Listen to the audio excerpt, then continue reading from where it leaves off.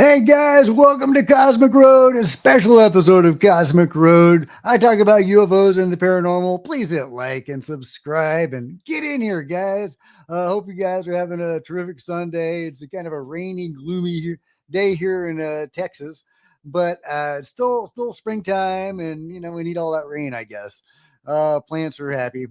But anyway, we got lots to talk about today. Well, let's see what we're going to start with today. Why don't we go over the big news is that we're going to have new UFO hearings in the very near future.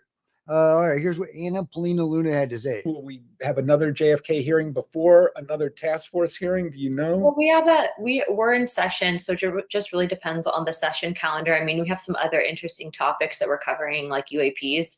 Some of that's being done in a skiff. There's going to be a hearing noticed here pretty soon for that. Will we? Okay, she says it's being done in a skiff. Now, I'm assuming that's the David Grush information that they're getting in a skiff that they're going to then use to apply to getting people to bring before the committee at the hearing. I'm a little unclear of how that works exactly. Maybe you guys can help me out. If they are getting this information in a classified setting like a skiff, can they then act on it to bring in witnesses, direct participants of these UFO crash retrieval and reverse engineering programs? Because we've heard before, Timberchet and various others have commented on how they can't use or talk about the information they're provided in a skiff. Either way, that's the whole idea of David Grush joining the team, is that now he can just talk to them directly.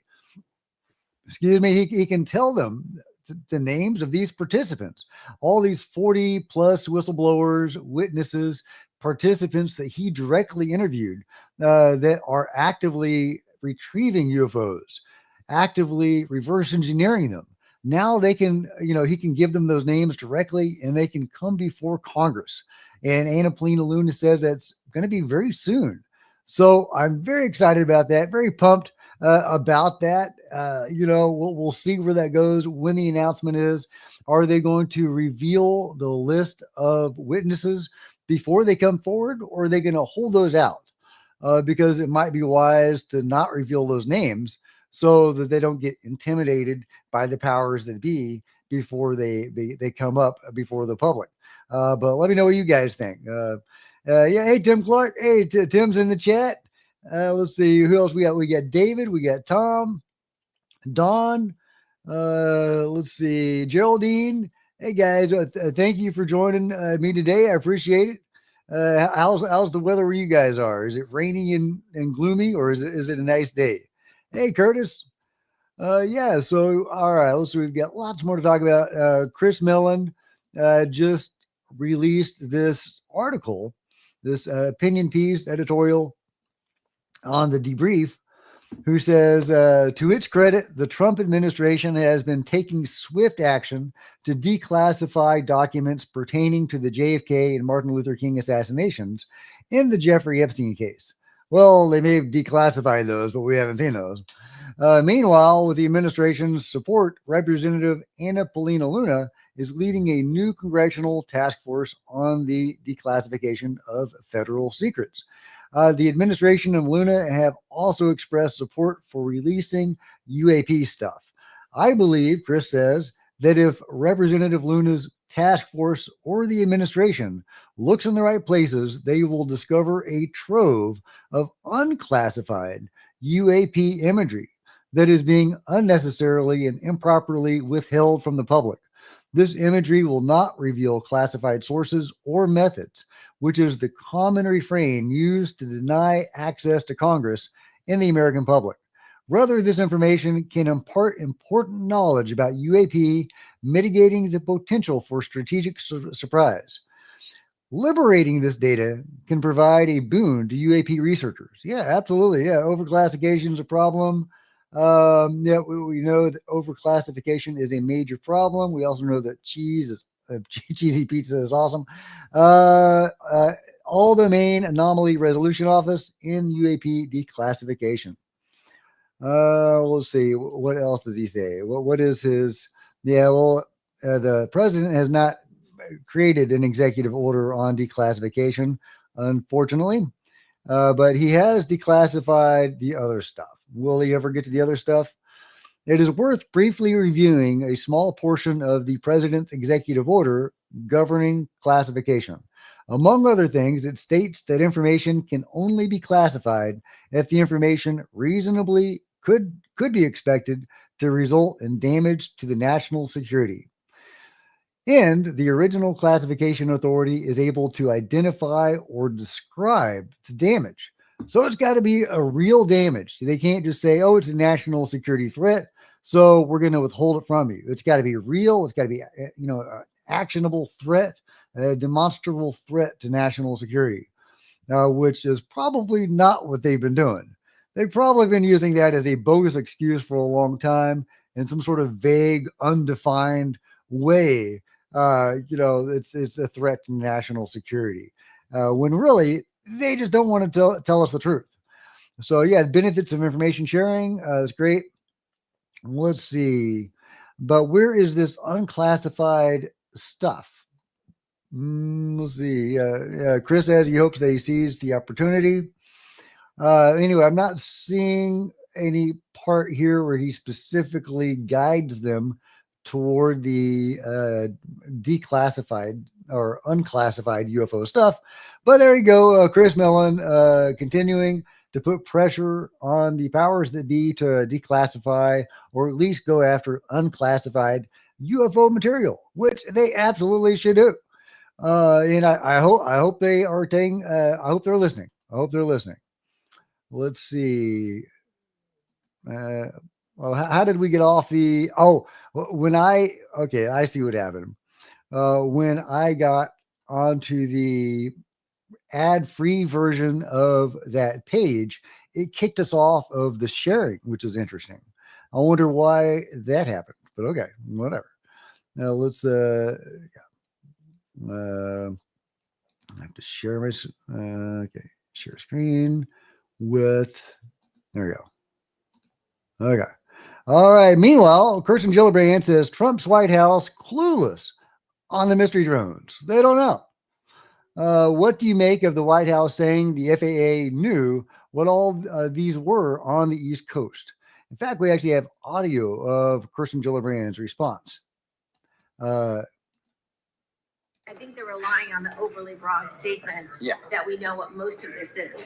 We're not concerned about most of it. We're concerned about specific drone incursions over Langley and arsenals and other sensitive military sites. Well, that's what we saw in Jersey too. It went over The munitions arsenal. depot. Yes, the munitions depot. It's very concerning. I think they're relying. Yeah, it's very concerning. And Kirsten Gillibrand is not buying the FAA approved line from the White House. I don't know if anybody is. I know it's such a BS answer. Let's see. Matt Laszlo also shares other reactions from Congress members about this. Representative Chris Smith on UAP swarms. One went down, we're told, over Langley, he said. Yeah, so the mystery drones, all over the military sites, and UFOs crash, unfortunately, or fortunately, all the time, apparently. And so no big surprise that one went down over these military sites. And the military got it. Did they reveal that to us? No. Have they shared with us their findings on the mystery drone? No. They haven't admitted they had it. They haven't told us what they found after examining it. Is it a Chinese or Russian spy drone? If so, I think they would tell us. When they arrest the spy, they tell us about it. They're very proud of arresting spies. It's a way of showing they're doing their job, I guess. And I'm sure they do some of the time. But they are not doing their job with being transparent to the American public about, potential threats or whatever we're going to call it over our airspace. And when they're shutting down our military installations like Wright-Patterson or multiple airports in America and around the world, then, you could reasonably call that a threat. I don't want to lean into the threat narrative. It could simply be the phenomenon making its presence known in an overt way. You can't ignore us, guys, something like that. But either way, it's something the public should be informed about. This is important stuff. It's affecting air traffic. It's affecting, airflow. So, traffic through the air. So yeah, well, we need to know about it. It's wrong for them to lie about this. Now, I kind of understand why the White House would lie about this. It makes sense to me that they would, because that's UFO disclosure. If they admit the mystery drones are anomalous, boom, that's UFO disclosure. And not only just UFO disclosure, but it's catastrophic UFO disclosure. These things are shutting down our military installations. They are shutting down airports, and we are helpless against them.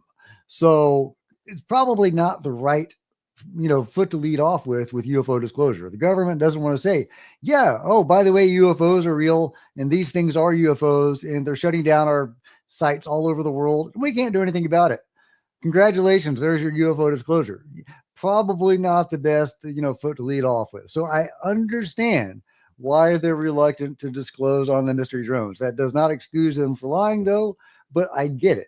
But they should have revealed the truth about this all along 80 years ago and been transparent with us. And then we would be prepared when the phenomenon shows up in force and says, hey, look at us, we're here, and you can't do anything about it. So, I think that, yeah, it's unfortunate that they're lying. So what are they doing about it? Well, we have been told that the Trump administration has been working with the declassification task force and that they had coordinated since the inception of the task force. So I like to think that the White House is engaged in some level of transparency and will be willing to assist Anna Polina Luna and the others when they bring some documents to declassify to the executive office. So will that happen? I mean, I guess we'll find out. But they have David Grush now. And as soon as David Grush came on board, Anna Polina Luna is now talking about a UFO hearing. So, the two events had to be connected. Eric Burleson said they were only waiting for David Grush to come on board before they got serious about the UFO stuff. So now they are getting serious about UFO stuff. They're talking about UFO hearings. I'm hopeful that those witnesses will be able to bring forward documents that are evidence, that are proof of what they have been doing, reverse engineering UFOs, that they will have actual evidence that they can submit that can, either be unclassified or declassified. Then that if they bring that to the president and say, please sign an executive order declassifying this stuff, that he will, because apparently he did coordinate with the task force in its inception, back when it was originally founded to be simply a UFO declassification effort. So, we'll see. We'll see how that shakes out or not. But it's exciting days, guys. It's exciting days.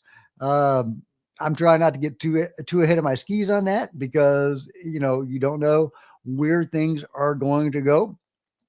But one thing I do know is apparently jellyfish UFOs have been around since at least the 50s. This is a newspaper article that Wixie is sharing. Flying jellyfish tailed a plane, crewman report from the Associated Press. And this is in London. The crew of a British airliner reported the plane was followed last night for 80 miles by 7 weird flying black objects near Goose Ba Laboratory. Goose Ba? Is that a word? Captain James Howard, pilot of the New York to London airliner, said the mysterious escort vanished when a U.S. Air Force fighter plane came up to investigate. The British Overseas Airways Corp Stratocruiser was at 19,000 feet, about 150 miles southwest of Goose Bay when the objects appeared. Yeah, Goose Bay. They just left out the Y. They flashed into sight suddenly and obviously were not aircraft as we know them, Captain Howard said. All appeared black, and I will swear they were solid. They might have been 5 miles away. They stayed with us 18 minutes. There was a big central object which appeared to keep changing shape. Flying jellyfish, we dubbed it. Sometimes it was wedge-shaped, sometimes a dumbbell, sometimes like a sphere with a tail-like projections. The 6 smaller objects dodged about it, either in front or behind. That's interesting. So the larger object is resembling like every UFO ever seen, right? It's a sphere one moment, it's a dumbbell the next, it's a wedge, a triangle. The only one leaving out is a flying saucer, and but they had tails, so just regular UFO with tails, but a shape changing UFO. That's crazy. All 10 members of the crew agreed with his description, as did those of the 51 passengers who were awake at the time of the sighting. Oh yeah, and cylinders too. But yeah, so the British were seeing this in the 1950s, reported on by the Associated Press. 10 members of the crew and 51 of the passengers. As did those of the 51 passengers who were awake at the time. So we don't know how many of them were awake, but that's pretty cool. So the jellyfish that Jake Barber is going to show us, I don't know if it's going to drop tomorrow. He did say April 7th, but I think he was talking about episode 1. Apparently we're going to get the jellyfish UFO in episode 2. So unless they're dropping on the same day, I don't know if we're actually going to get the jellyfish UFO tomorrow or when that's going to come out.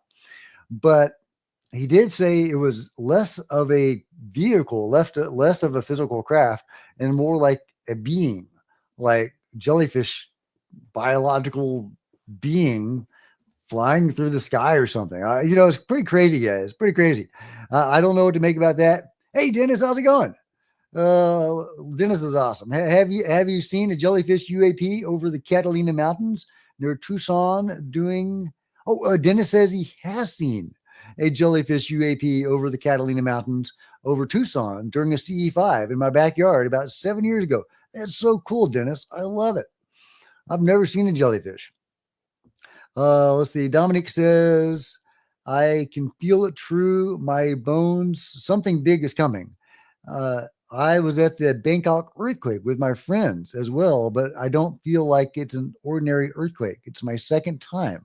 Okay. Very interesting. Very interesting. I've missed something there. But yeah, jellyfish UFO coming. By the way, do you prefer the light on or off? The lamp is the lamp better or is the lamp worse? Let me know your thoughts about the lamp. Let's see. Yeah, Dennis says episode 1 is already out. What episode? Skywatcher episode 1 is out. When did that drop? I haven't seen that announced anywhere, Dennis. Did that just come out today? You love the lamp. Okay, the lamp is good. Smoking lamp. All right. All right, lamp is a go. Yeah, I was kind of trying to get rid of the reflections in my eyes, but I guess that's coming from the overhead lamp. Anyway, yeah, moving on.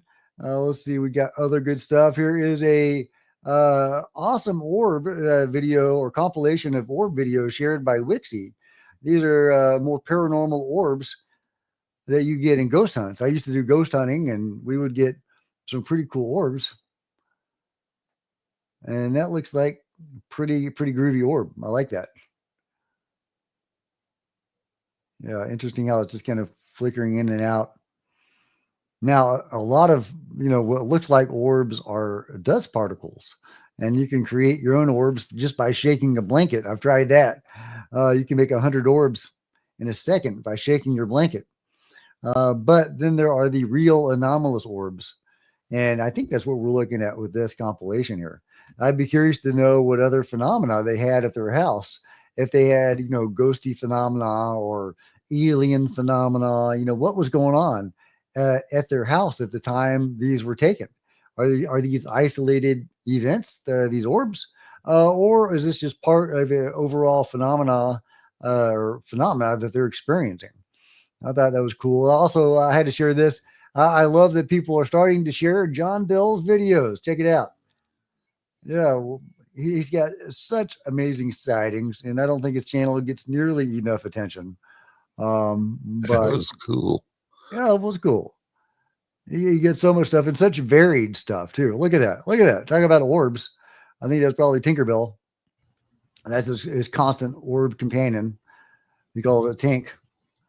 Yeah, great stuff. You can see these UFOs going across. And then there's these two right here that are changing direction. There's two right here together. Great, That one great, just great, turned around. great sightings. Great sightings, John. Yeah. Love to see the Xenu is sharing John's stuff. I just had to share that with you. That was pretty awesome. Let's see. Meanwhile, Bill Nelson doesn't know what arrow is. I'm not familiar with them, says the former NASA chief. Okay, Bill, thanks. I don't know anything about that. Former NASA administrator Bill Nelson exclusively tells Askapol. Yeah, let's see. Arrow, I'm not familiar with that. Yeah, let's see. And then Matt Laszlo has to explain it's the All Domain Anomaly Resolution Office, Bill. It's housed within the Pentagon, but they're the ones supposed to be reporting on UFOs. Oh, that, Nelson says. Well, we got involved because I thought we could approach it from a scientific point of view. So just off the cuff, he didn't know the word arrow. So that kind of shows how plugged in Bill Nelson is. Hey, it's fine. He's former director of NASA. Maybe his focus was elsewhere on, sending astronauts up into space or something, and he wasn't concerned about UFOs at all. But at the same time, he's spreading disinformation about UFOs, as we see in this next line here. Most of the sightings are explained by electrical phenomena or balloons and things like that. And hey, for sure there's balloons and there's a lot of mundane things that people think are UFOs, but there's also a lot of freaking UFOs out there. And to spread this BS is disheartening. But it's what we would expect from NASA. NASA has been, part of the cover up for a long time, sadly.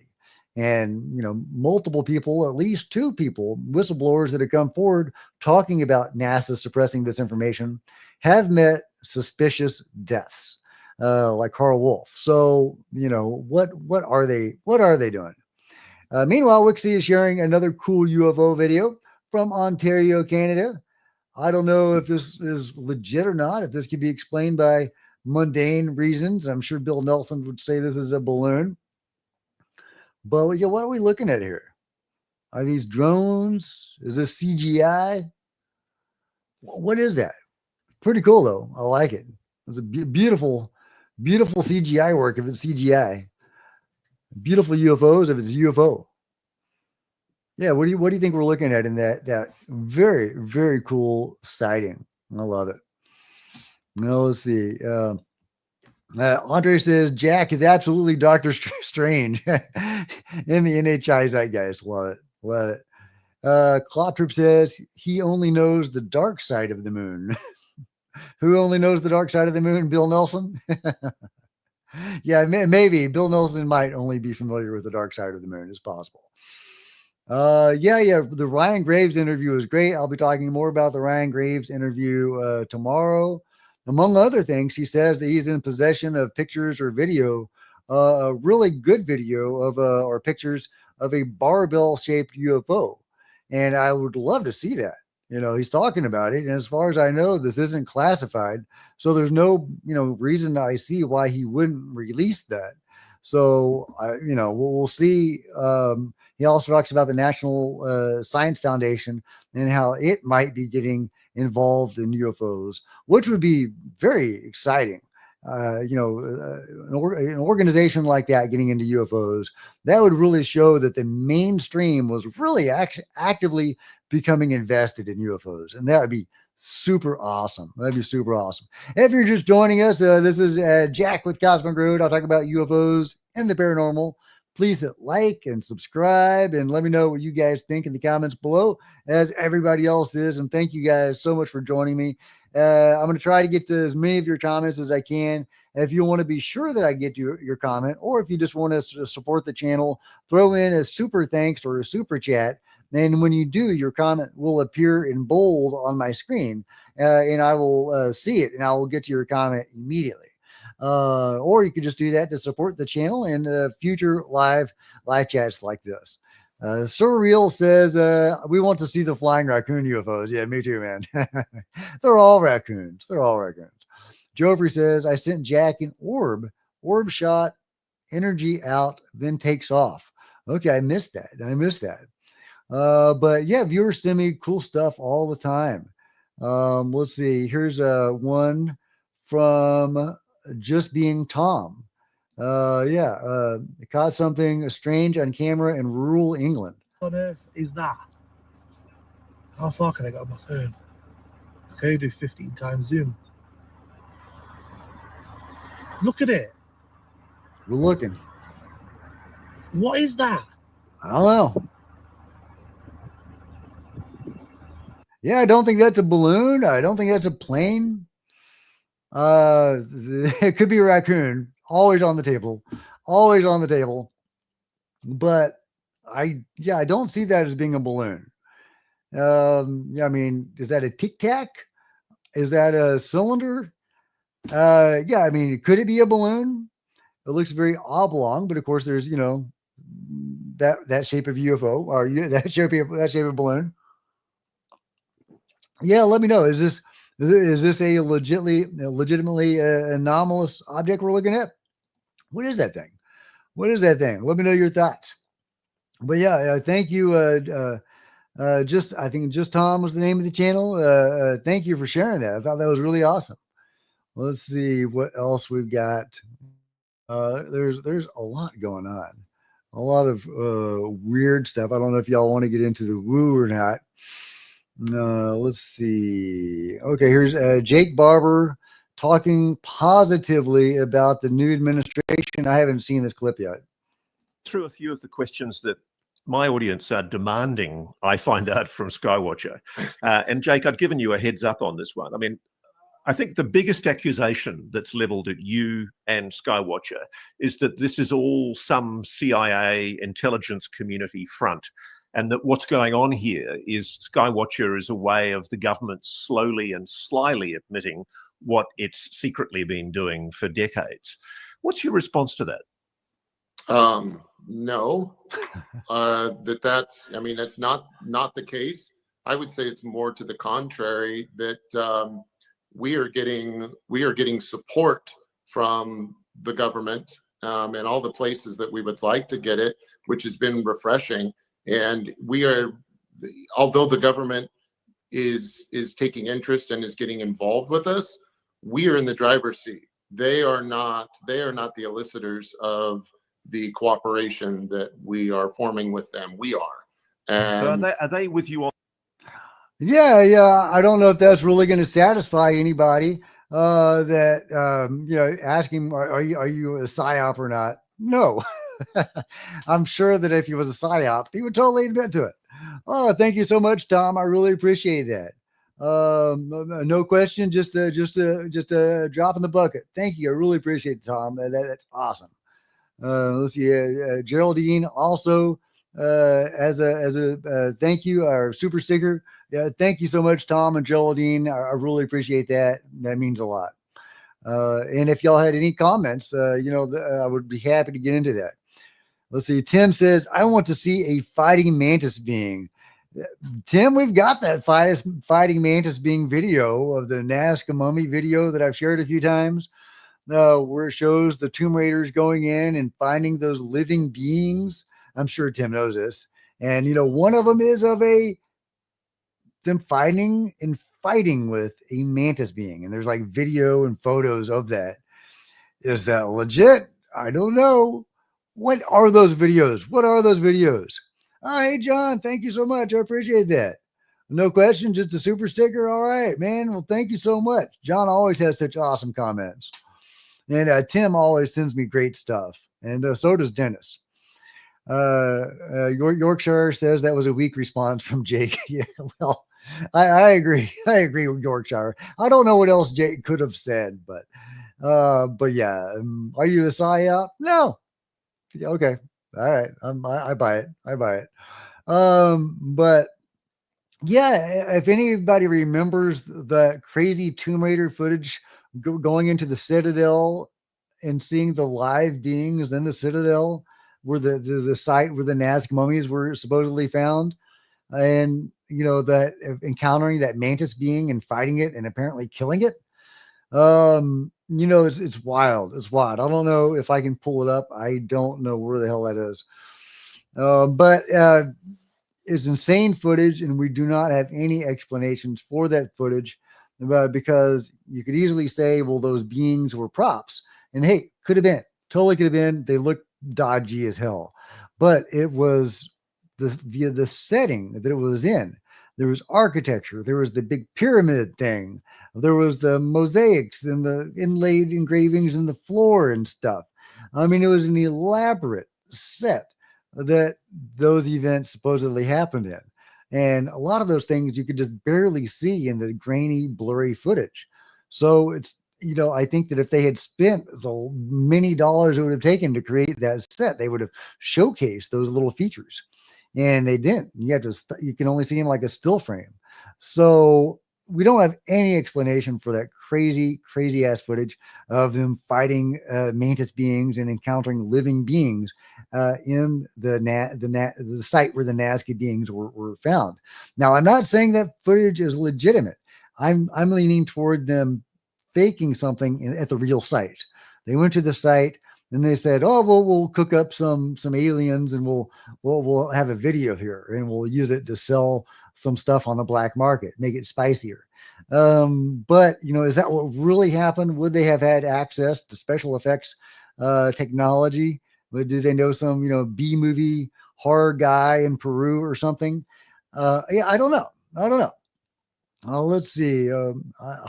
Heiser Soze says, wouldn't a psyop be a depiction of government finally dipping their toes into disclosing?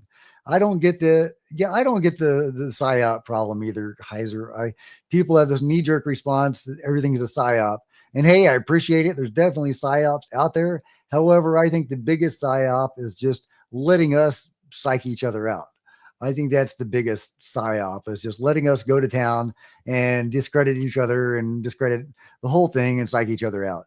Now, we do need a certain level of debunkers to keep us honest and to make sure we're reporting on real things that are really happening, and I appreciate that. But yeah, I think that claiming everything is a psyop, it's probably not helpful if that's your knee-jerk mentality toward a story. That's probably not the most helpful response.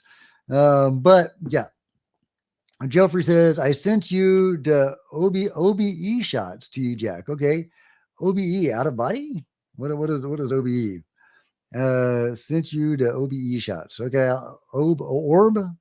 I'll look for that, Geoffrey, and thank you for sending that to me. I appreciate it. Well, let's see, trying to get all your comments, or as many as I can. Tom says, was it the first ayahuasca? Was my the tapestry? No, that was from my most recent ayahuasca retreat, where I went with Gaspar, and Gaspar is apparently a big time shaman. I didn't even know until he got there, and then others were saying, "Oh, it's Gaspar. He's the big time shaman." He was the shaman for James Cameron during Avatar. James Cameron sat with him 8 times during the making of Avatar. And I was like, oh, okay, this guy's cool. That's cool. I love James Cameron. Well, Avatar was okay, but I'm a huge Terminator fan and Aliens fan and The Abyss. And I grew up on James Cameron. So that was really cool to sit with Gaspar. And apparently he's a big time guy. And yeah, so and he's actually the one that brought that tapestry from Peru, which is cool. So I love it. Actually, it might have been Mexico, because he's actually based out of Mexico. He's a real Shipibo shaman. All his brothers are shaman. His dad is a shaman, much like my original shaman, Carlos. All his brothers and his dad were shamans, comes from a lineage of shamans. But Carlos is coming from Peru, and Gaspar is coming from Mexico. So anyway, very cool, very cool. All right. Let's see what other stories we've got. Well, we have new footage from Juanito Juan. I know a lot of people are really skeptical about Juanito Juan. This is supposedly an image of a being that he captured. He gets a lot of activity, UFO stuff and orb stuff and crazy stuff. And I've shared some of his videos with you guys before, but I got a pushback on that. So much pushback that I stopped showing Juanito's videos. But I think he might be legit, guys. And he posts a lot of these. To take the time to create all these fakes, I don't think anybody has that much time. I really don't. So he shares so many of these that I think he's probably legit. Now maybe he spices up some of his, activity. I don't know. Just throwing that out there. But yeah, okay. What are we looking at? Okay, that's the being. I don't know. I don't know. I'll be honest. I don't know about that one. I don't know. We'll see that again. So he's having this big bright light, and then it changes shape, or a being steps out of it. Yeah, I've heard of beings coming out of orbs before. Is that supposedly what we're supposed to be looking at here? The big dramatic reveal. Okay, I gotta admit that might look a little dodgy. On second thought. But I don't know. I mean, there are beings that come out of orbs, and he does seem to have a lot of activity. So, I don't know. But what I do know is the Nazca mummies are awesome. I will die on this hill.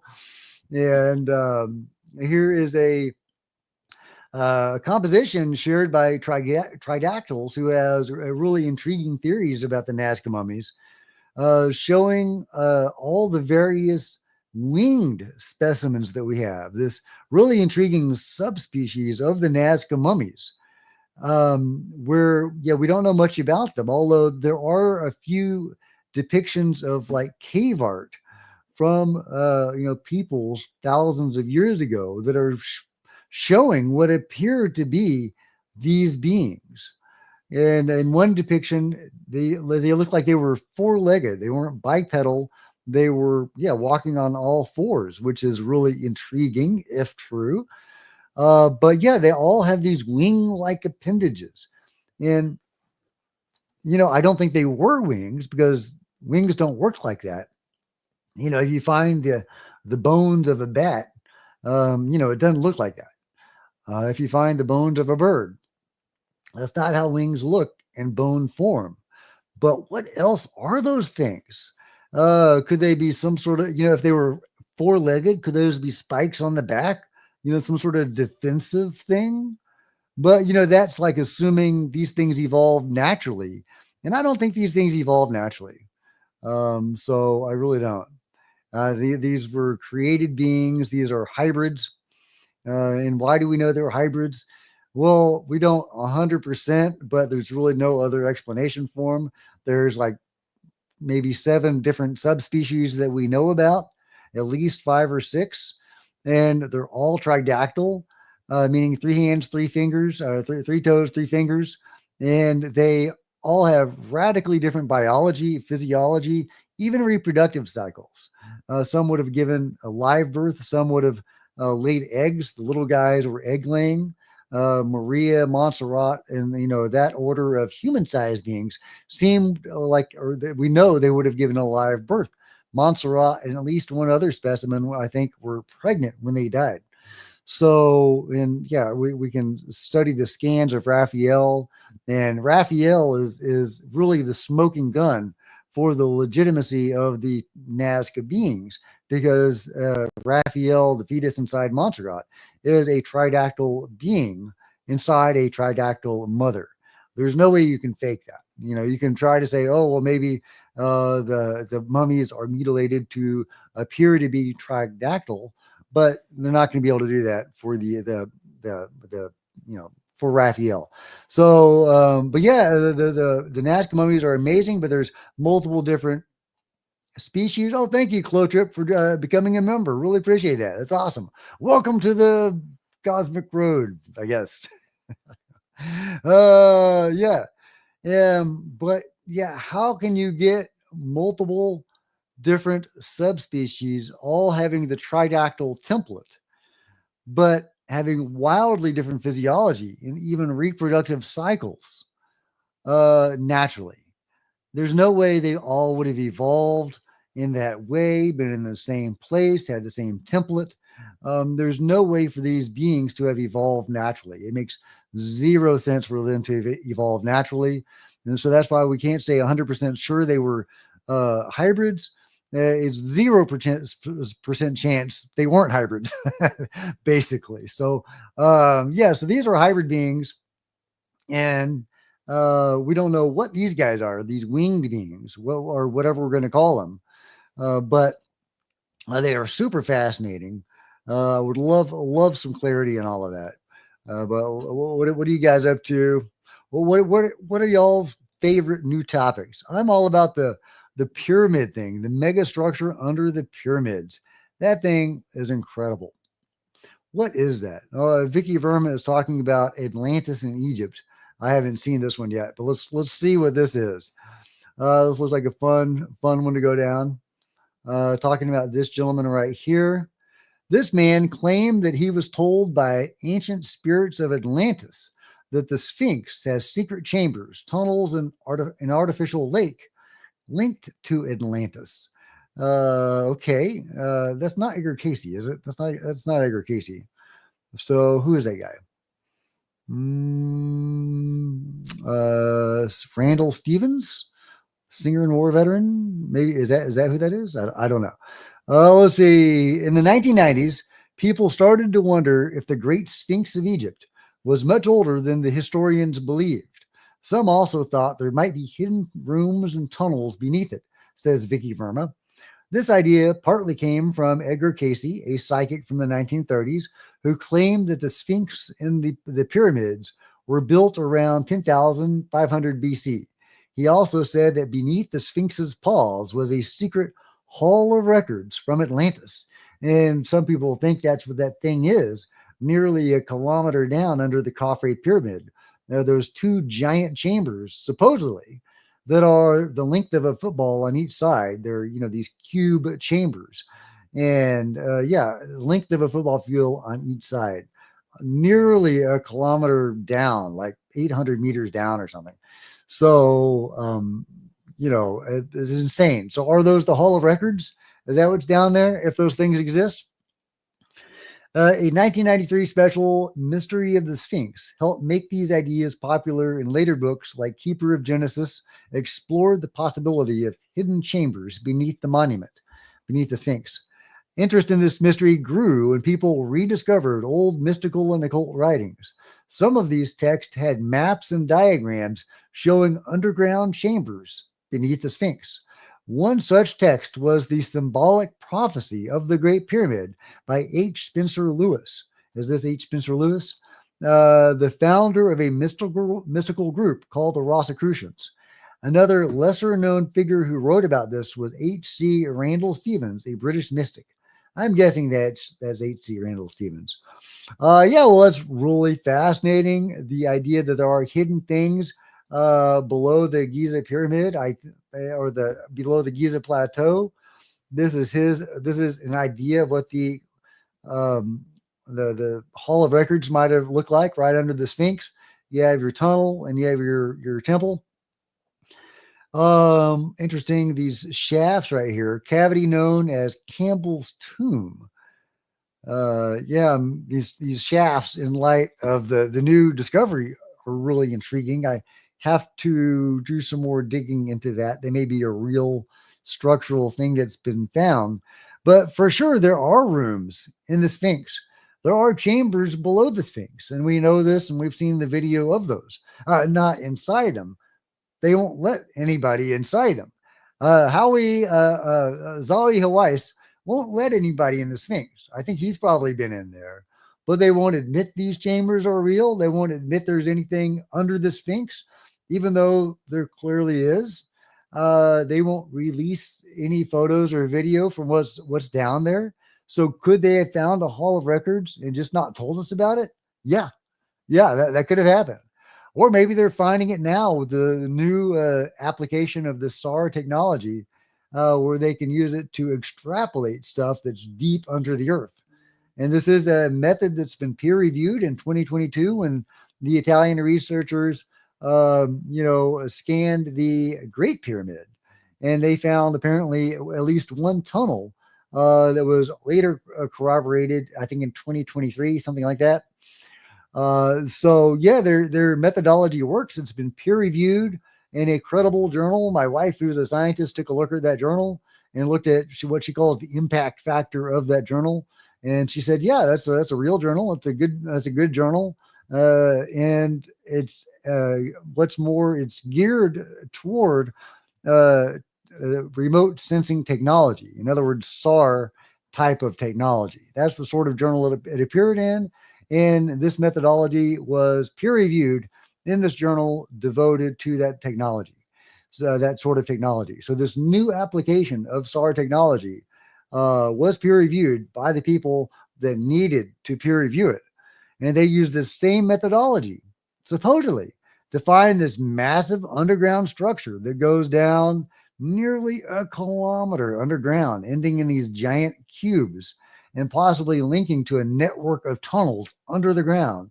They say there's like 2 kilometers of tunnels, and they may link to chambers, other pyramids as well, and maybe under the Sphinx. We know there's stuff under the Giza Plateau. We know there's stuff under Egypt. People like Jay Anderson have said there's more under Egypt than there is above Egypt. I don't know if that's true, but I absolutely have heard many stories about things underground in Egypt, and I believe that's 100% true. Oh, thank you, Geraldine. I really appreciate that. Is that an older one? Well, anyway, thank you again. Appreciate it again. John Ramirez says the pyramids were created for future humans to figure out. Well, I like that. Like like a puzzle for us to solve. When you're ready, when you're prepared, figure this out and get back to us. I like that. Then you'll be ready. Diffuse 56 says, are they ever going down there? Isn't Zawi Hawass forbidding all access? Yes, he is forbidding all access. Now, I shared with you one report that came out a few days ago where somebody was saying there were positive indications they were going to be able to do some excavations on the Giza Plateau, not the giant shafts below Khafre, but in a different part of the Giza Plateau.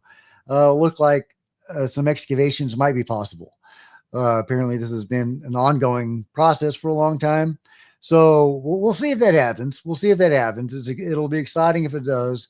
And maybe that'll, herald a new era for the Giza Plateau and we can dig some stuff up. I really want to dig up the labyrinth. It's not on the Giza Plateau, but it's nearby. What's the name of that pyramid? I think it may start with a K as well. But yeah, there's the labyrinth, the famous labyrinth of Egypt.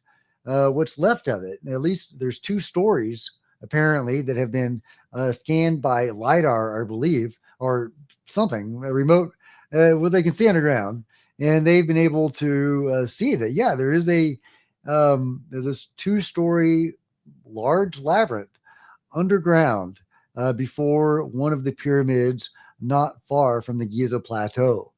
This is probably all flooded by now under the water table, which has risen over the years. So, I don't know how they could drain it. It may just be something that they could send drones down in to video for us. But they don't seem to be doing that, which is very frustrating. Why aren't they doing that? I want to see that damn labyrinth. Let's see. What else are you guys talking about? Nod Man says defo tunnels. Yeah. Oh yeah, for sure. There are tunnels under the Giza Plateau. Adam says maybe the pyramids in Egypt have a connection with the pyramids on Mars. Yeah, that's a theory, man. That's a theory, and you never know. I wish I knew more about the whole Mars thing, what the truth of that was. If some of those beings did come here, which would make perfect sense.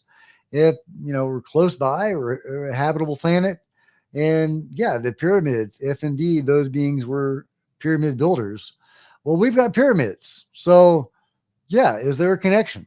I think there could be. And also they were tall, right? That's what the remote viewer was seeing. Who was that? Was that Ingo? Who was that? Was that what it wasn't Ingo. It was who am I thinking of, guys? Remind me. John Ramirez says, nah, man, SAR technology doesn't go that deep. However, with 200 scans, they could have gotten a better picture. Yeah, John, you're right. The SAR technology doesn't go that deep, and that's not how they're using this technology. They are using SAR to measure things on the surface and just below the surface that they can then extrapolate with their proprietary methods and using AI to map out structures deep underground. So you're right. So the SAR can't penetrate the earth to that depth, but the way they're using SAR supposedly can. And this has been peer reviewed in a reputable journal devoted to that sort of technology. So, I mean, I'm not saying it's legit, but the signs are pretty good. The signs are pretty good. I'm very excited about this. Oh, thank you, Diffuse. I really appreciate that. Let's see. There we go. All right. Diffuse says it'd be cool if Graham Hancock and Randall Carlson pulled a Jimmy Hoffa job and Zoe Hill Ice. We'd find him at the bottom of the tunnels. Okay. No comment on that, Diffuse. No comment on that. But thank you very much for the super sticker. I really appreciate it. Let's see. Heiser Soze says they're scanning the return of the sonar. Scanning the return of the sonar. I didn't quite get that. Knobman says, have you done a deep dive into crop circles? Joseph McGonigal. Yes. Thank you, Libercade. Joseph McMonigal. So I said it incorrectly the other day. Now I'm like really self-conscious about mispronouncing his name. Joseph McGonigal. Okay, that's all I'm gonna do. Have I done a deep dive into crop circles? I've done a good dive into crop circles, not as deep as I have into like alien abductions and near-death experiences and various other things.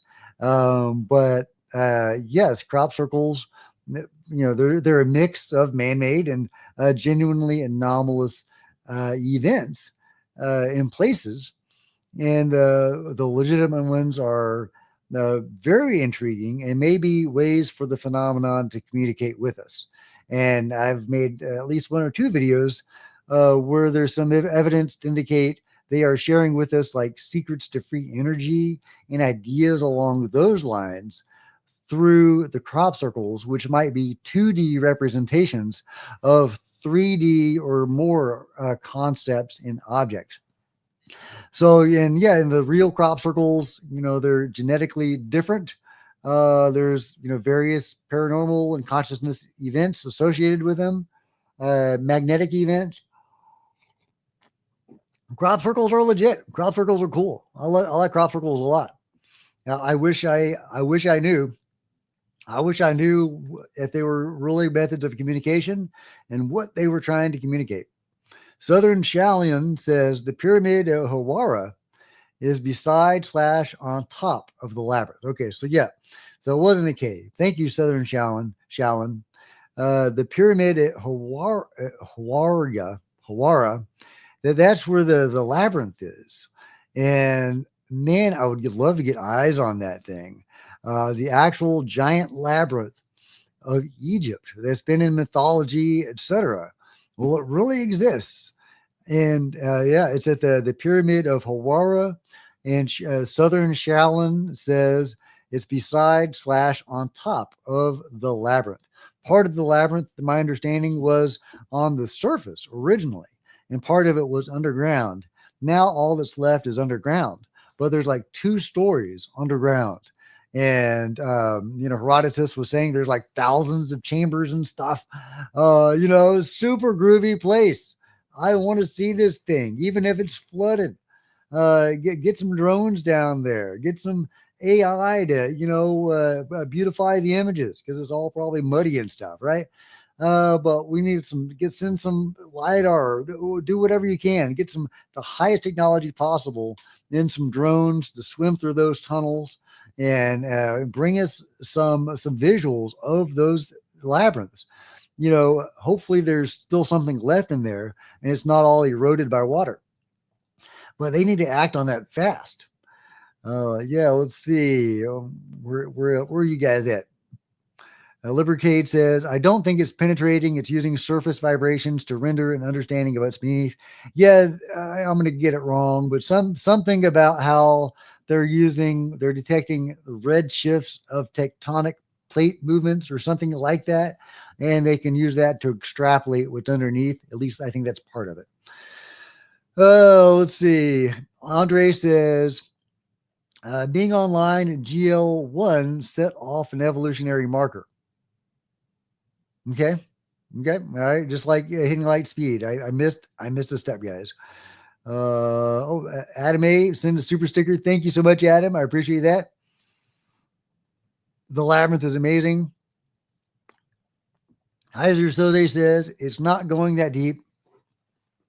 It's a combination of two data sets making their conclusions, I believe. The giant megastructure under the Khafre pyramid, you think it's really not going that deep? They said they have many, what did they say, hundreds of scans they did. And they had computers working on it for 2 years, 24/7. Now, we don't know how good their computers are, and we definitely need this corroborated. But it seems like they did their due diligence. It seems like they worked hard on this.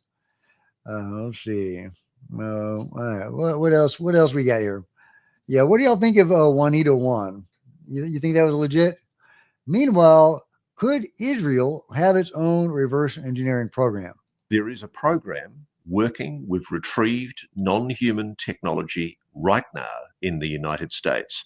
And one of the reasons they're so secretive about it is because the Russians and the Chinese have exactly the same program. And as David Grush told me in his interview nearly 2 years ago, David referred to the fact that there is a Cold War going on. There is a fight between adversary nations, Russia, China, and the United States. And I suspect, nobody's saying this publicly yet, but I'll say it, Israel. I suspect that these countries are all involved in a battle to secure the knowledge behind retrieved non-human technology. Now, yeah, and that's something we've heard time and again, is that other countries besides the U.S.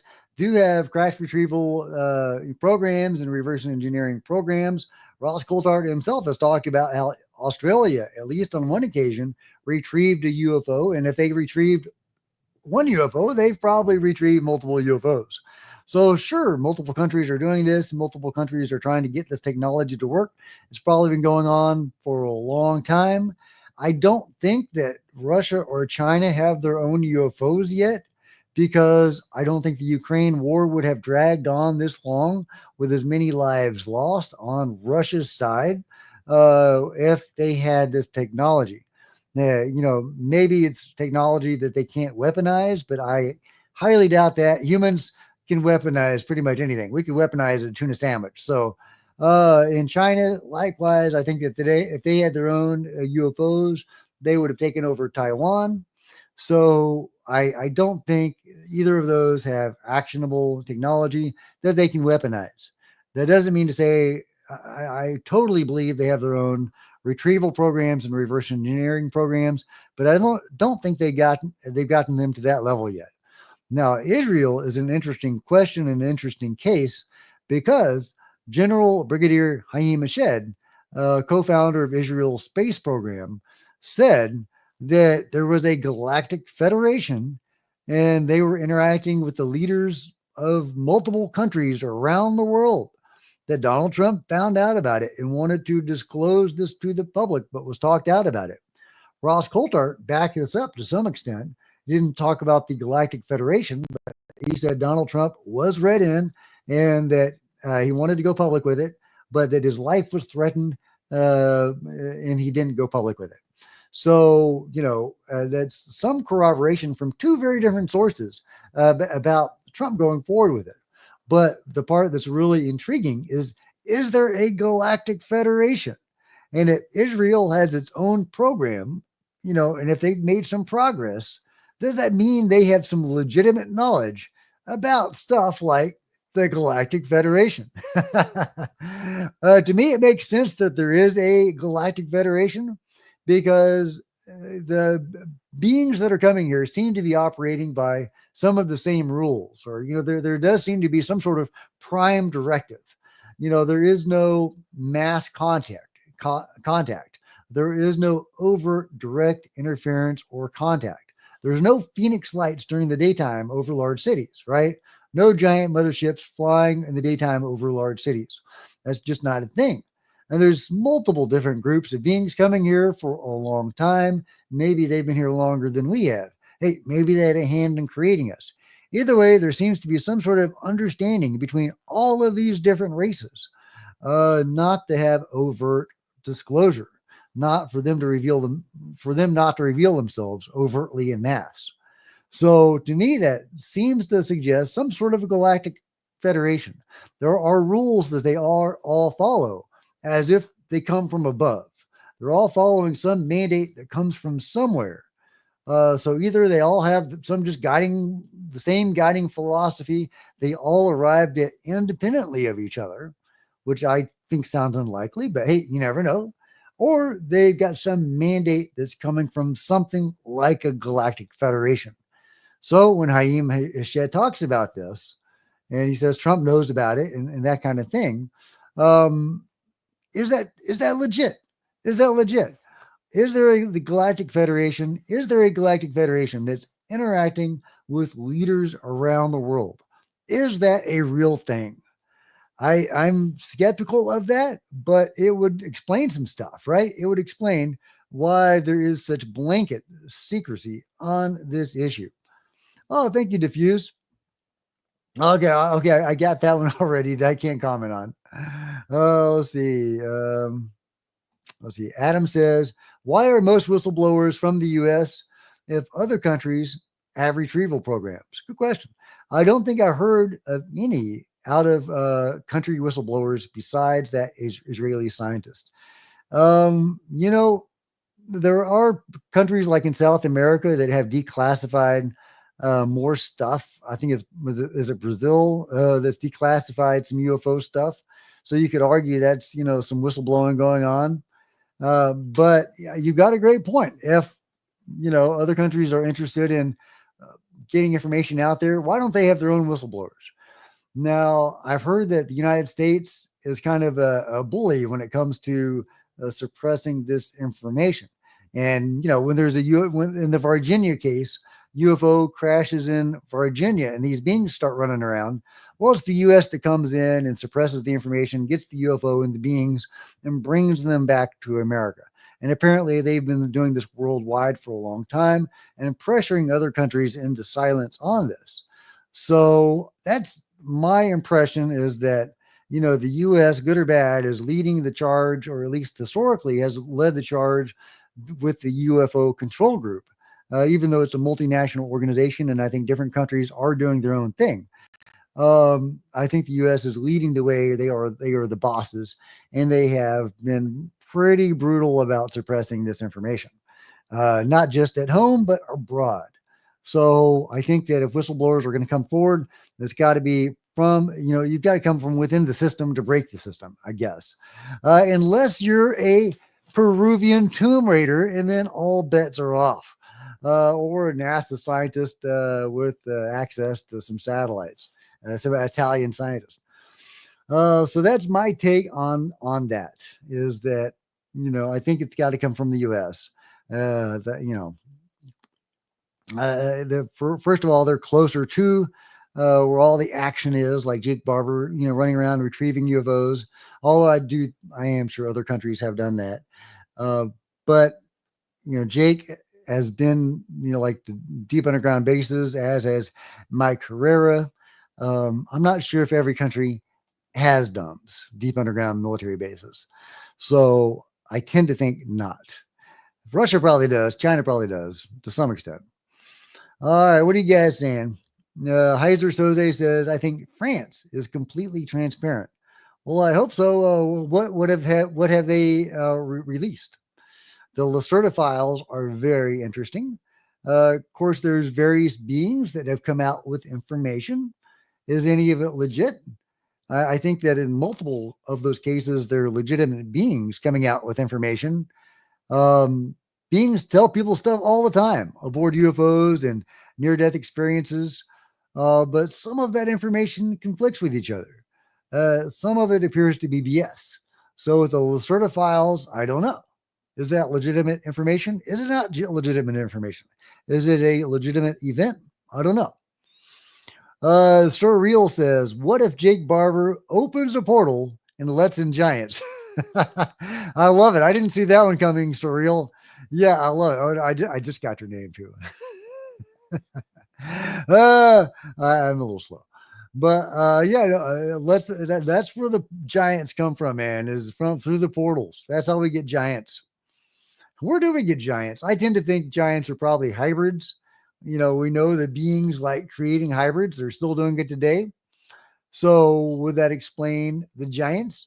Or do you guys lean more in the Nephilim direction? Or what is your understanding of giants? Are you a total disbeliever in giants? Is it all silly? Or do you believe in giants? And if you do, what do you think they are? I know there's one guy that thinks it's Sasquatch. That's what giants are. I think that Sasquatch is totally separate. But yeah, let me know what you think. Let's see. Nodman says, what do you think about the Admiral Byrd story? Well, the Admiral Byrd story, you know, there's different components to the Admiral Byrd story, right? There's Operation, why am I blinking on the name? It's on the tip of my tongue. Yeah, when they went down to Antarctica, supposedly the training missions, right? They resulted in some casualties and the loss of at least one ship, I believe. You know, and that was supposedly a training mission that was aborted abruptly and came back. That was the official explanation, was that it was a training operation in Antarctica. Is that legit? Probably not. Did they really go down there to hunt Nazis and UFOs? I don't know, but it's possible. It's totally possible. Now, the part of the story where it gets a little wonky is, you know, him going into a hole in the ground and going to a different world or to the inner earth. I don't believe that story is true. I think there are anomalous things going on in Antarctica. And hey, there might be a giant hole in there. So you never know. But yeah, there is evidence that there is a giant hole there. But did Admiral Byrd fly into it? Did he see some, you know, Nordic Aryan beings down there and have conversations with them? I tend to doubt it. I don't think that the source of that information is reputable, but it's a fun story, and I like the story. And also, Y-Files did an interesting examination of his comments when he was coming back from Antarctica, about how there's, you know, the next battle will come because there's craft that can go from one pole to the other in seconds, or whatever he said like that. And the Y-Files was thinking that may have been a mistranslation. So I don't know if the Y-Files is correct about that. Sometimes their debunkings lean a little hard, and sometimes he leans on the debunkings when I don't think that's, you know, appropriate. Like with near-death experiences, for example, his debunk on near-death experiences seemed to show he hadn't really researched near-death experiences, saying that it could have been a hallucination caused by the dying brain. You know, these people are dead. Their brains are dead. Sometimes they've been dead for extended periods of time, like upwards of an hour. They should have been vegetables when they came back. They weren't. You know, yeah, not hallucinations caused by the dying brain. They were dead. Their brains were dead. So sometimes he doesn't do his homework and he leans into the debunking because that, you know, he doesn't want to believe, or he hadn't done his research. Or his people haven't done their research, because he does have people that do his research for him. But, you know, so did he lean too hard on the debunking for Admiral Byrd? I don't know. But it's a juicy story. I love the Admiral Byrd story. And if anybody can remind me what operation that was, High Jump. Thank you, Diffuse. Operation High Jump, of course. So yeah, I think something funky happened in Antarctica. They terminated that mission abruptly. I believe there were casualties, at least one ship that went down.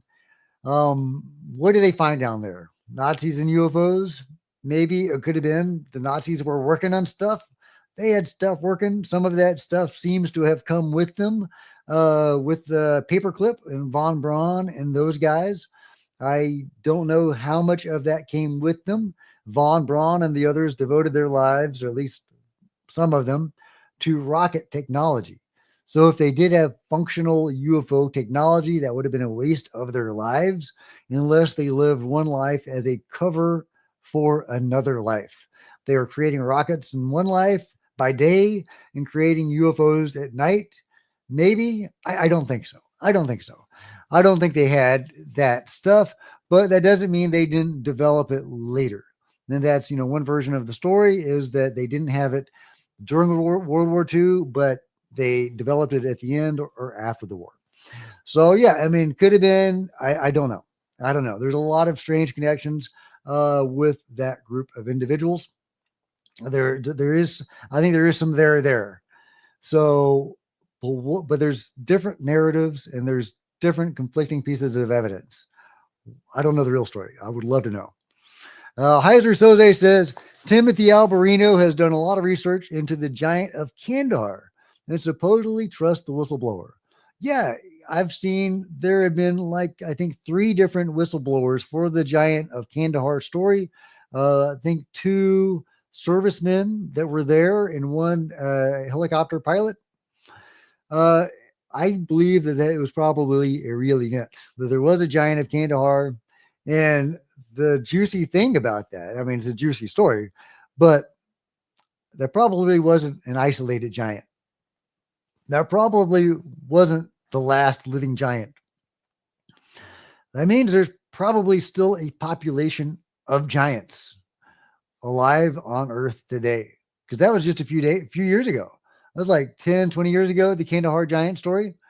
So unless that was the last living giant on Earth, if that story is true, there is a population of giants alive on Earth right now. Well, forget about UFO disclosure. We could have giant disclosure. We could have UFO disclosure coming soon because of David Grush, the task force, Skywatcher. We could have Atlantis disclosure because of the Italian researchers. Hell, we could have giant disclosure. Maybe the giants will come out of a portal, right? Totally, man. Totally. I think the giants are amazing. I think they're awesome. But what do you think they are? Are they hybrids? Are they aliens? What are giants? Are they some offshoot of humanity? Like the Neanderthals, but these guys just got big. What are the giants? What are the giants? Adman says, you never mentioned Nursun Tepe. Just saying, I didn't get that. Didn't get that, Nursun Tepe. I don't know what that is. Tepe. I don't know. I don't know. I don't know that word. Tom says, time on the East Coast. Diffuse says, Nodman, great screen name.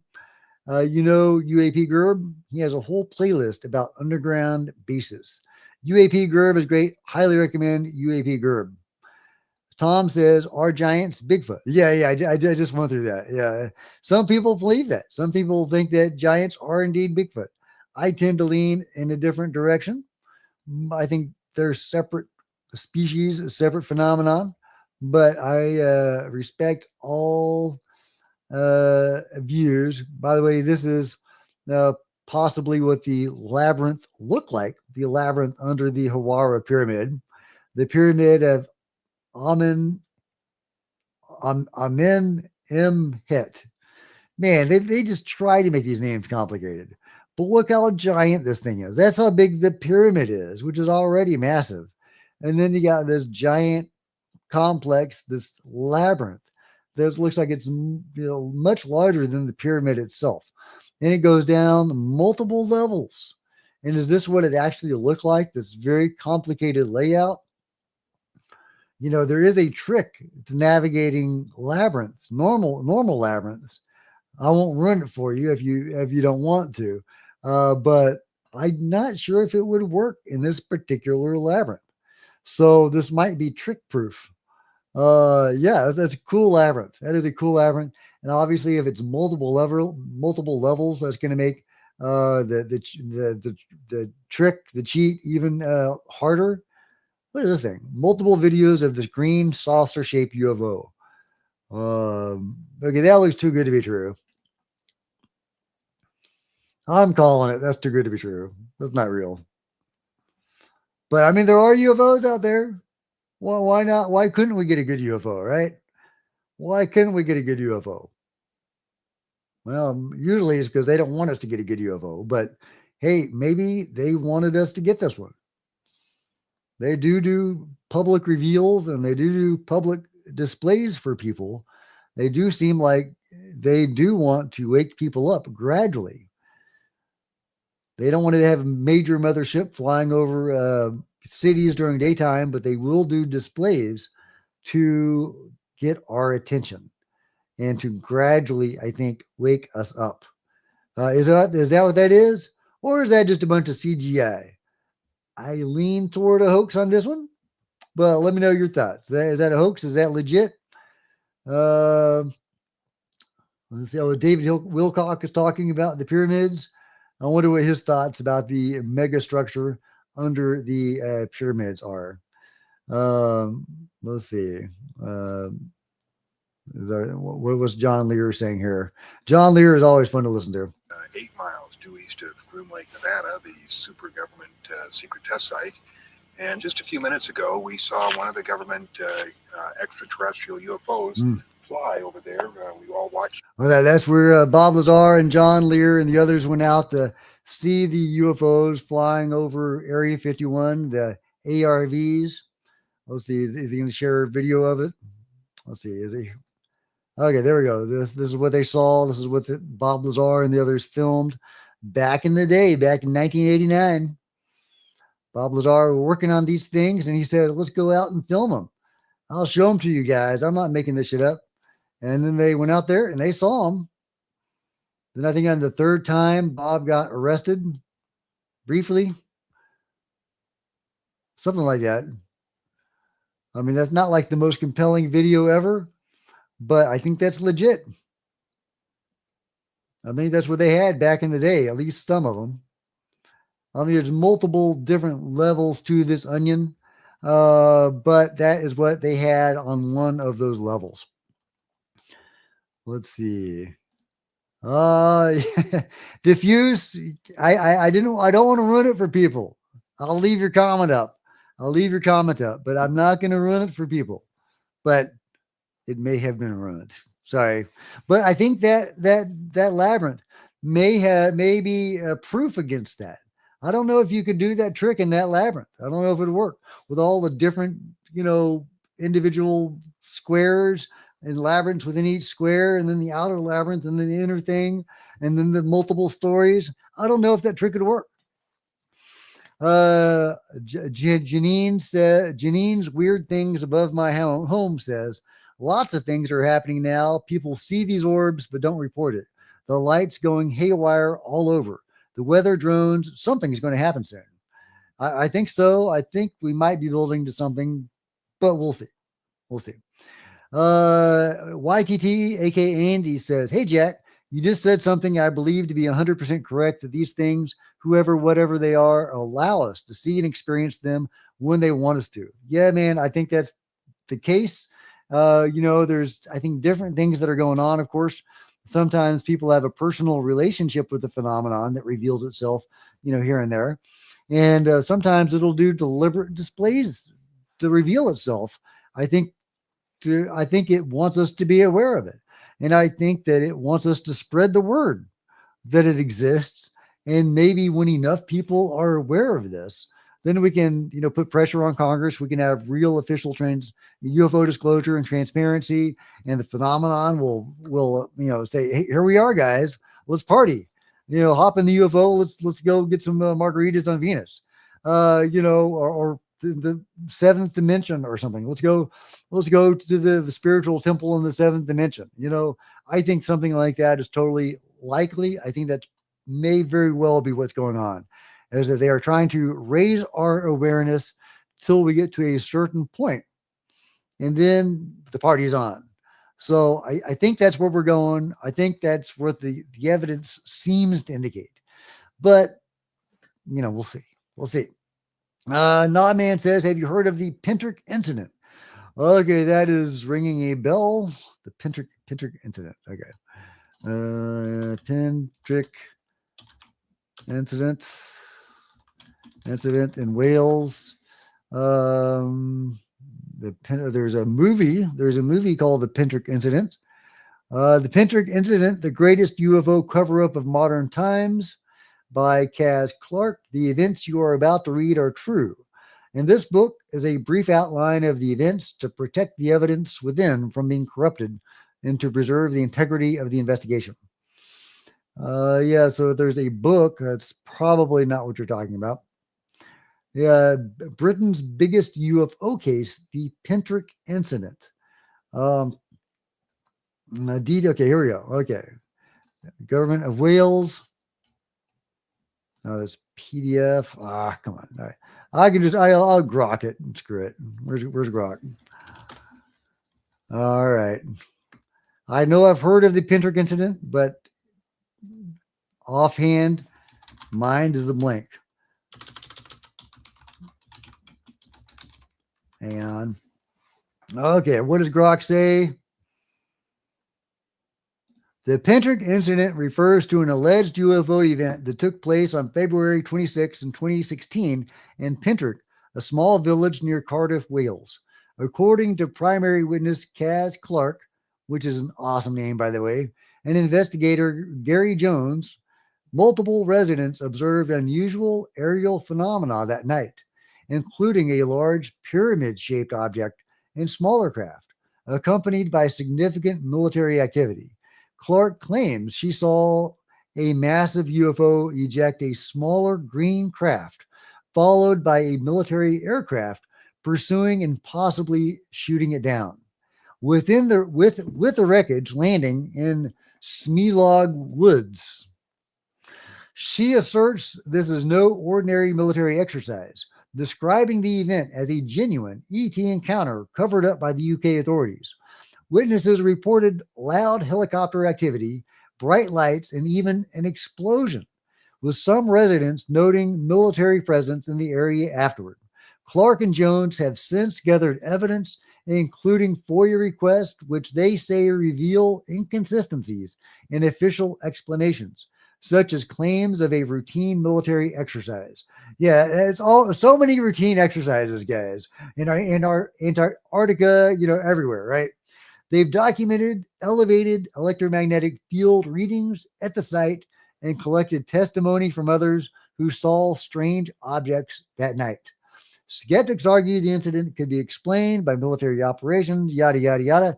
But there you go. A large pyramid-shaped object and smaller craft, accompanied by a significant military activity. A massive UFO ejected a smaller green craft, followed by military aircraft pursuing and possibly shooting it down. So were they at odds with the craft before they shot it down? It says there was a pyramid craft and other craft accompanied by significant military activity.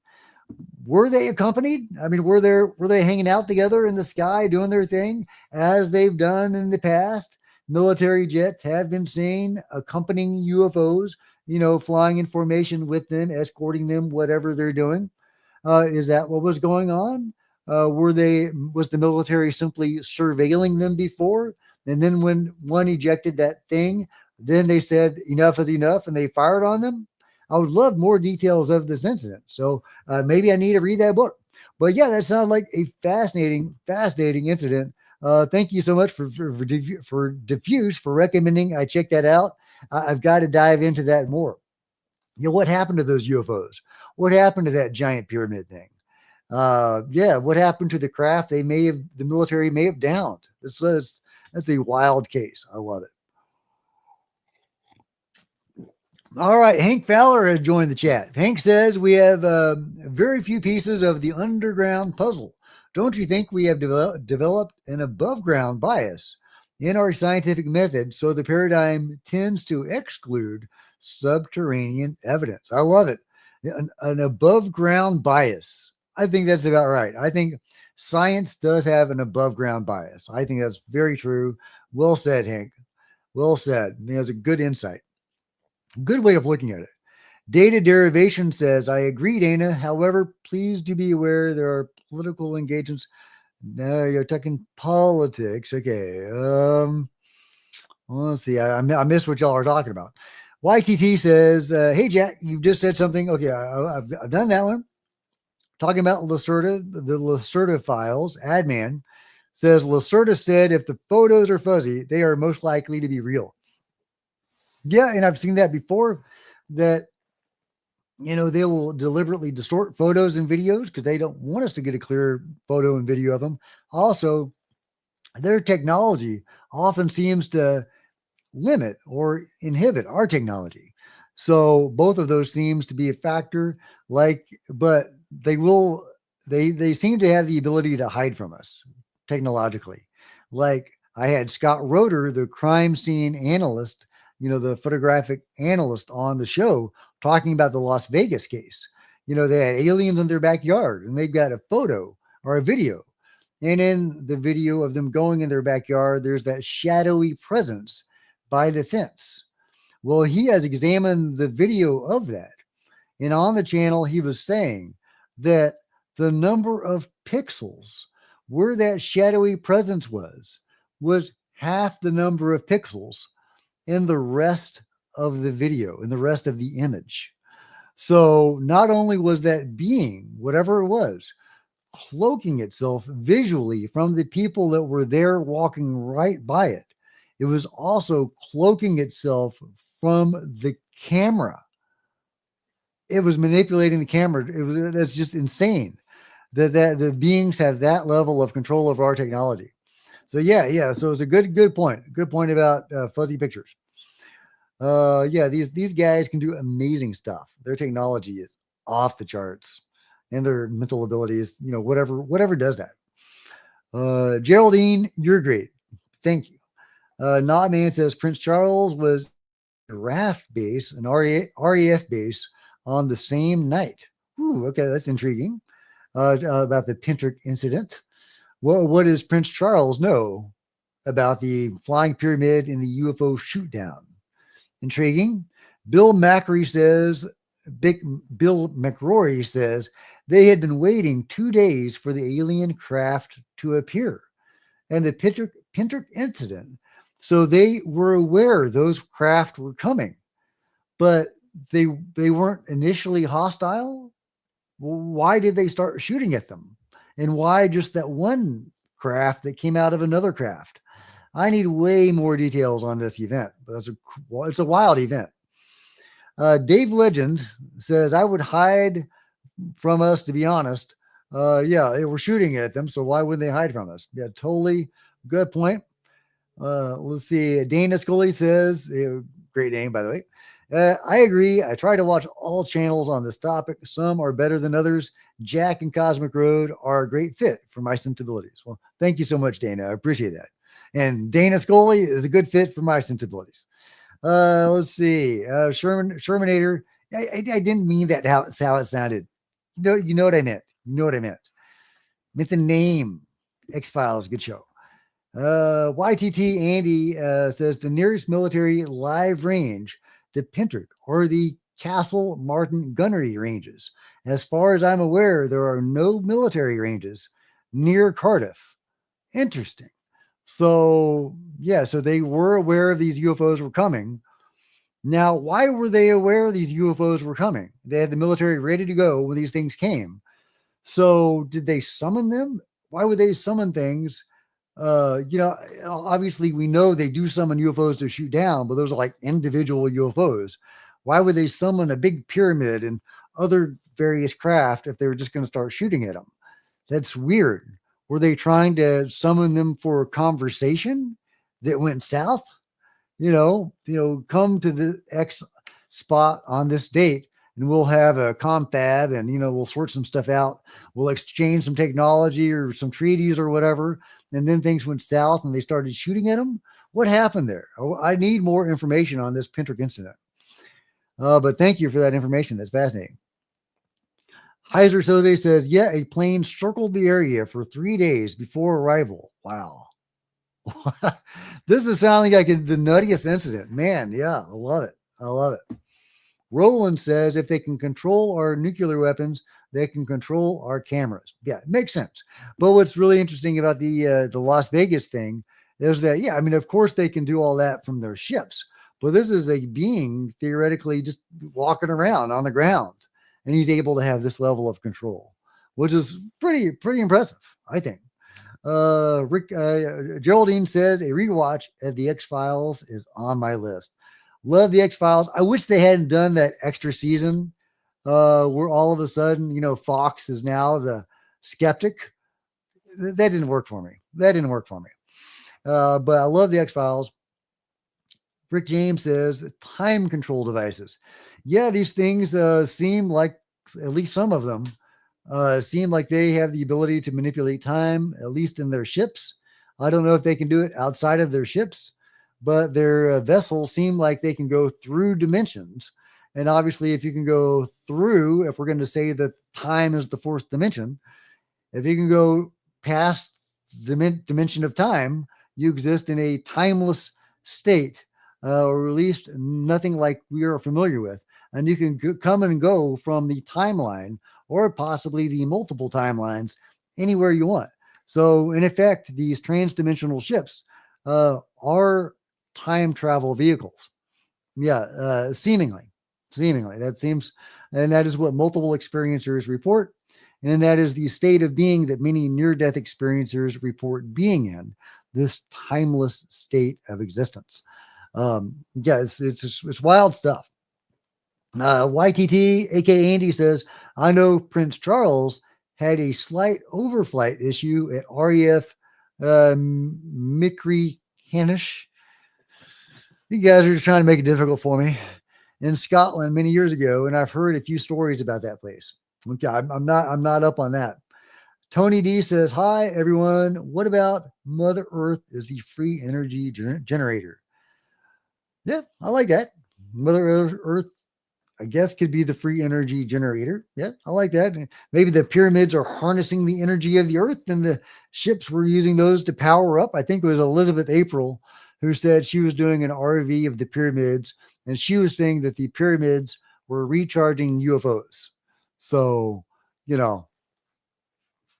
I think that would work in the scheme of things. I like that. Let's see. Nodman says some strange names in Wales. Yeah. Gentleman Jim, love that name, says, hi, Jack. If NHI can go forward in time, can they go back? Yeah, apparently, yeah. They can go forward. They can go backward.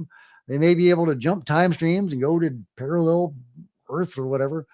I think it was, is it Dolly Saffron? You're the experiencer that Preston Dennett has on a lot. And I think he has a book about her. I think it was her that told this one story of how she was flying the ship, because experiencers often get to fly the ships. The abductees, contactees will many times get to fly a ship. And it was actually her duty as part of the program she was on to fly the ship. So she was flying the ship, I think, and they were going to abduct somebody. She was assisting in another abduction. That's how these things go. It's weird. Is that, Stockholm syndrome? What is that? Is that understanding what they are doing now that they have been in this program for a few years, and yeah, abduction is cool and we're going to help? I don't know. So she was going to go assist in an abduction, flying the ship. They were in a rural area. The guy has a gun. I guess he's out hunting, duck hunting or whatever. And he fires at the UFO. And the story that Dolly tells is that the bullet ricochets off the UFO or bounces off its force field or however it works and hit him and was going to kill him. He was mortally injured. And so the beings could no longer abduct him that way, but they did take him aboard the ship and they repaired him. And then they took him back in time to the moment he vanished and put him down. When abductions go wrong. But that is an example of possibly, if that account is true, of them going back in time. And so it makes sense to me that if they can go outside of the fourth dimension and they can pop in and out of the timeline anywhere they want, which I hate. I hate time travel. Time travel sucks. First of all, if these are malevolent, you can't fight them. You can pull a gun on them and they can go back in time and make sure your gun is not loaded or whatever, right? So, and two, it just makes understanding all of these things so difficult because it removes causality from all of this. A doesn't have to cause B. Z can cause A. M can cause D. It's, I hate it. I hate time travel, but it does seem to be a thing. Yeah, Benny is doing great, Geraldine. Thank you so much for asking. Benny is doing awesome. We'll see. You want some baby pictures? All right, here's one of the latest baby pictures today. All right, here we go. Let's see. Here we go. Trying not to show any phone numbers here. All right, here we go. All right, look at that. Let's see, is that okay? I don't know how well you can see that, but that is the baby. It's kind of blurry. Look at that. Look at that. All right, pretty good. Okay. I don't know why that's so blurry, but it's pretty blurry. But yeah, Benny is doing great. Thank you so much. Man says I get my audiobooks free. Well, that sounds good. Dan Larev says time travel gives me a headache. Yeah, man, I hate time travel. I hate it. I hate that it may be a thing. Evan Moore says handsome little lad. Yeah, he's handsome. He got a big old square head. Yeah, Benny's a cutie. He really is. Let's see. All right. Well, I think we may be running out of steam here, but guys, it's been a great, thank you so much for joining me. I really appreciate you taking time out of your busy Sunday to join me here and to talk about UFOs and pyramids and stuff. Been a lot of fun for me. I really appreciate your awesome questions and comments and your super thanks. You guys rock. And yeah, I'll see you guys soon.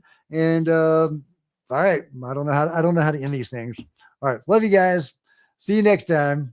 Jack with Cosmic Road signing out. Oh, like and subscribe. There you go. Okay. Later, guys.